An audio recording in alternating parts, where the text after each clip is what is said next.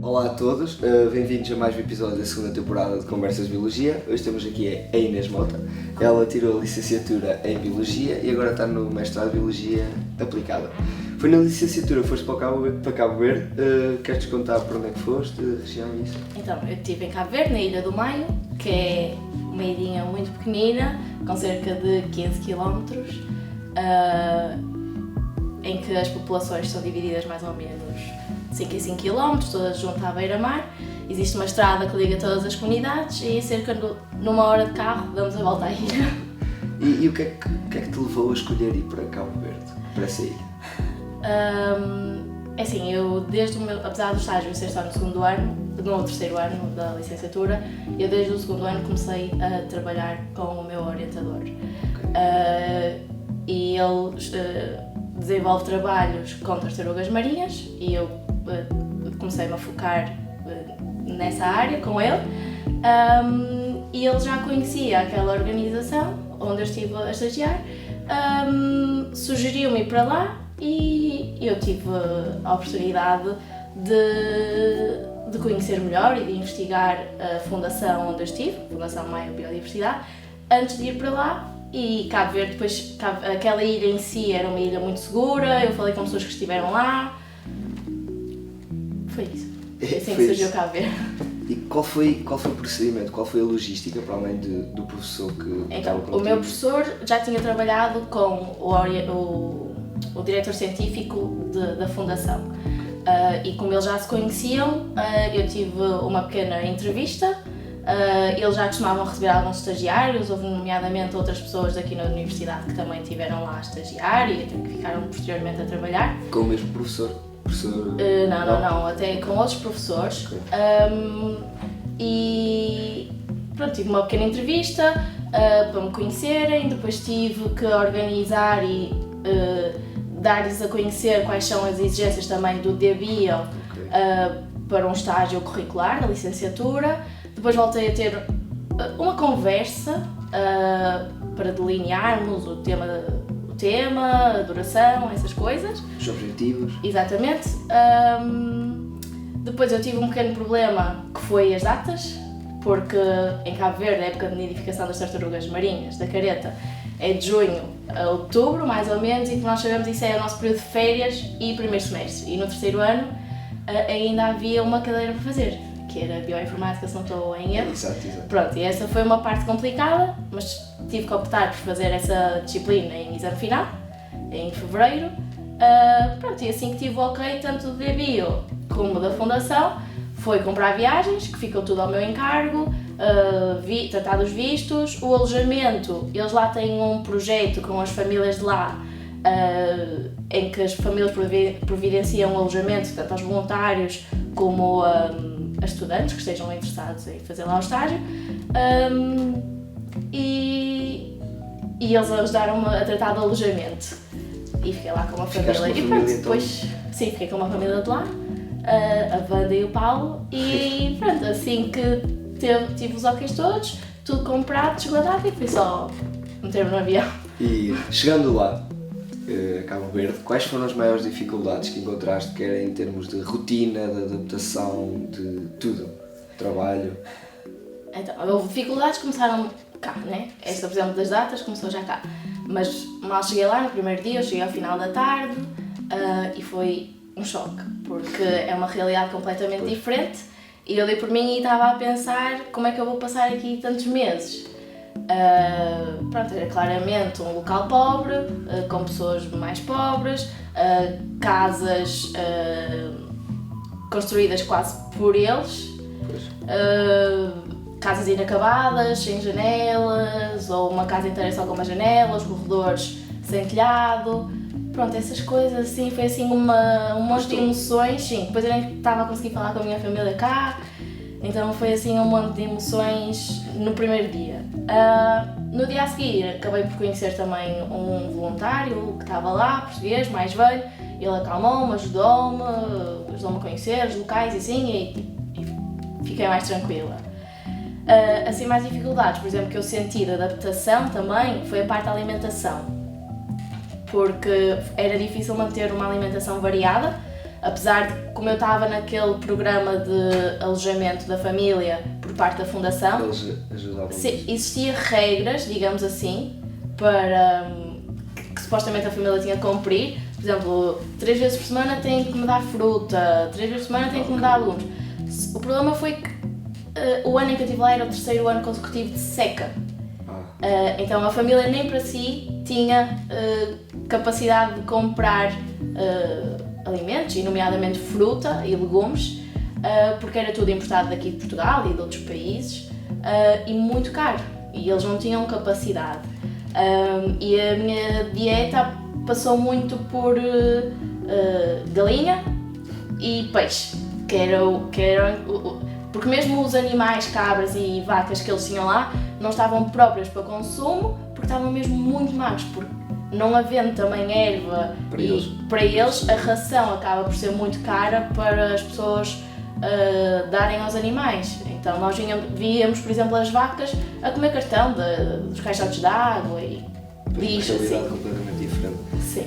Quanto ao trabalho, que é o que importa, não é? Consegues explicar um bocadinho do trabalho que fizeste lá e qual foi a importância para a ilha? Qual era a importância para a ilha? Ok, então, o trabalho que eu fiz foi focado na nidificação das fêmeas, e o que nós fazíamos era, todas as noites, tínhamos que ir para a praia. Nós éramos uma equipa... De noite? Sim, era à noite, porque é quando as tartarugas marinhas, as fêmeas, vêm nidificar.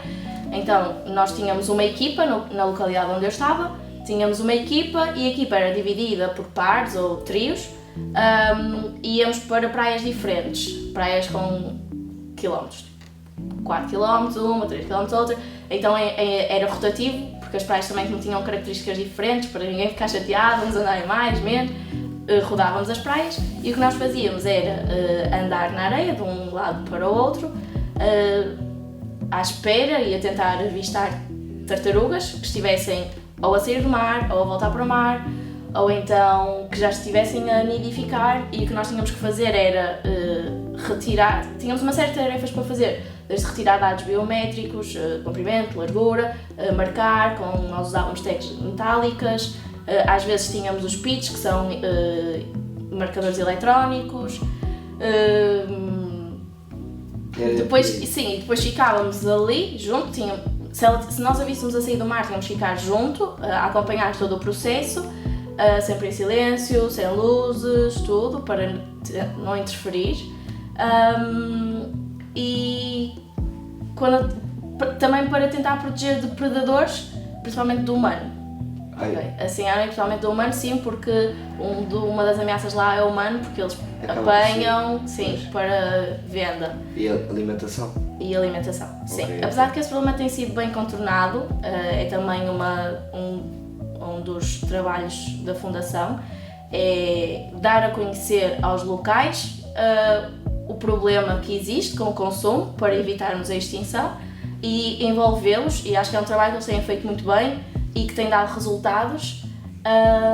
Mas de volta ao trabalho, continuando, porque para além das fêmeas nós também tínhamos que trabalhar com as crias, com os ovos e as crias, porque, por exemplo, na praia onde eu estava, o maior predador eram os cães. A localidade era muito próxima da praia, e os cães sabiam que na praia existia alimento, porque, como eu digo, havia fome, a fome era geral, e as pessoas não passavam fome, mas os cães se calhar passavam. E eles sabiam que tinham alimento na praia, e se nós deixássemos um ninho sem nada, no dia a seguir nós chegámos lá e estavam as cascas todas de fora. Então, uma das coisas que nós tínhamos que fazer na nossa ilha era mesmo retirar os ovos e fazer a translocação para o que nós chamávamos viveiro, que era basicamente uma zona, um curral na praia principal, em que numa das nossas praias, na Praia do Meio, que eram umas estacas de madeira, mas basicamente... Como se tivesse uma proteção. Era forradas, era com uma malha plástica, eu acho que o nome é malha anti-ervas, porque aquilo é mesmo fechado, que é para os cães não conseguirem entrar e as tartarugas pequeninas, as crias quando nascerem, não conseguirem sair. Mas depois quando nascessem conseguiam ir para o mar? Não, eram vocês que levavam? Nós levávamos porque tinha um areal bastante grande até ao mar, então nós pegávamos nela e ainda as levávamos até mais próximo da junta linha de água, Pronto, também retirávamos dados das crias, tanto medidas de comprimento, largura, fazíamos testes fitness para perceber pronto, se o seu desenvolvimento tinha sido bom, porque parece que não é a mesma coisa, não é? Os ovos eclodirem, todo o processo de todo o desenvolvimento embrionário não é igual num ninho natural e dos ninhos que nós escavávamos, né? Nós tínhamos medidas para cumprir, mas não é a mesma coisa. Mas sempre a tentar manter o mais natural possível. Sim, nós tentávamos imitar e tudo, mas não é a mesma coisa. Então nós fazíamos estes testes para perceber se estava tudo a correr bem. Pronto, e depois esses dados são todos tratados, nós registramos tudo numa folha, é tudo levado para o escritório, é tudo tratado, colocado em Excel para depois poder ser analisado. Através desses dados nós também conseguimos fazer estudos científicos, não é? E conseguimos perceber as tendências. Pronto, quanto à importância que o teu trabalho teve para a ilha, o que é que nos consegues dizer? É assim, para a ilha eu acho que é para as pessoas locais, para as pessoas que estão lá, porque o projeto veio, ou melhor, a legislação proibiu as pessoas de apanharem a tartaruga e havia muito comércio baseado na apanha da tartaruga e dos ovos. Eles consomem a carne, vendem as carapaças, usam os ovos para cozinhar. Então, na ilha, a fundação onde eu estive a trabalhar, eles criaram alternativas, alternativas económicas para as pessoas locais, em que envolvem a comunidade no trabalho com as tartarugas, no trabalho da conservação. Por exemplo, as pessoas que trabalhavam comigo na praia, a minha equipa, era maioritariamente cabo-verdianos locais que moravam na ilha e que durante aquele período trabalham para a fundação. Okay. Por exemplo, são pagos pela fundação? Exatamente. A família que me acolheu também recebia da fundação. E depois eles fazem atividades com os mais novos, programas educativos, às vezes com a comunidade também fazem, às vezes festas, outras vezes mesmo programas educativos em que vão às vezes porta a porta bater. Nós chegamos a fazer uma entrevista para perceber o consumo, como é que era no passado, como é que estava a ser presentemente. Porque se a comunidade estiver envolvida e tiver toda a gente a remar para o mesmo lado, os resultados são mais positivos. Então o teu trabalho acaba também por envolver muita educação ambiental? Sim, um pouco. Pois. Mesmo com as crianças, nós passávamos filmes temáticos, chegávamos a dar pequenas palestras, porque às vezes a língua também era uma barreira, porque apesar de a língua ser o português, a língua oficial ser o português, eles falam muito crioulo. Pois. E é uma língua que nós apanhamos rápido, porque tem muitas parecenças, mas nestas coisas eles, se não quisessem, nem sequer tentavam perceber. Pois, uma dificuldade também. Então, avançando aqui um pouco, o que é que achas que ir de estágio para Cabo Verde te deu, que oportunidades te deu, que aprendizagens te deu, que se não tivesses ido, se tivesses ficado aqui no Departamento de Biologia a fazer se calhar um trabalho mais teórico, pronto, não te dava? Em primeiro lugar, o trabalho de campo deu-me, acho que já me abriu portas. Tipo, eu ainda estou a fazer um mestrado, mas acho que desde já me abriu portas e oportunidades que eu se calhar não teria se não tivesse ido. Mas eu acho que a maior aprendizagem foi mesmo a parte cultural, absorver toda a cultura que não conhecia, que é bastante diferente, e como eu tive vários meses lá, pude-me integrar na comunidade, conhecer as suas rotinas, o seu dia-a-dia, os tipos de festa que eles fazem, essas coisas todas, a alimentação, tudo. Acho que isso foi o mais importante. Sim, foi assim foi uma experiência que eu de outra forma não teria conseguido. Claro.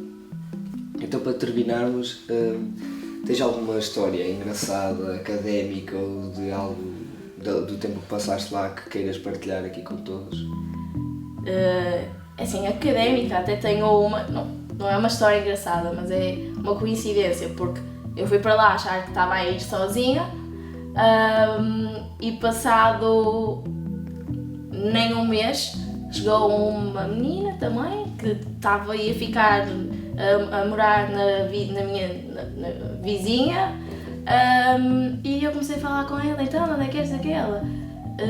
Eu estou a fazer para o meu estágio de mestrado, estou na Universidade de Aveiro. Eu também estou na Universidade de Aveiro. Pronto, e ela estava com outro orientador, mas também foi lá recolher dados e fez mais ou menos o mesmo trabalho que eu para a sua tese de mestrado da altura. Pronto, foi engraçado. Então assim, foi engraçado, não conheceste cá e foste conhecer. Exatamente, porque eu não a conhecia quando andávamos cá. Mais alguma história? Uma vez nós estávamos, porque nós, apesar de termos, onde eu estava tínhamos 3 praias e íamos rodando, mas às vezes era preciso ir a outra praia fazer ou porque faltava alguém, ou um trabalho mais minucioso ou assim, que eles às vezes não tinham conhecimento, e eu e outros voluntários, estagiários íamos, e então uma vez nós descansávamos, nós apesar de andarmos durante a noite, nós de vez em quando descansávamos e tínhamos já camas. E aquela noite até estava assim, vento frio, então nós tapámos-nos todos e às tantas parecia que estava a chover.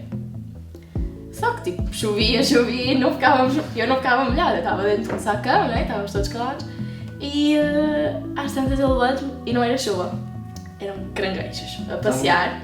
Sim, só que era assim levezinho e parecia que era chuva. Passavam por cima de você. Sim, foi.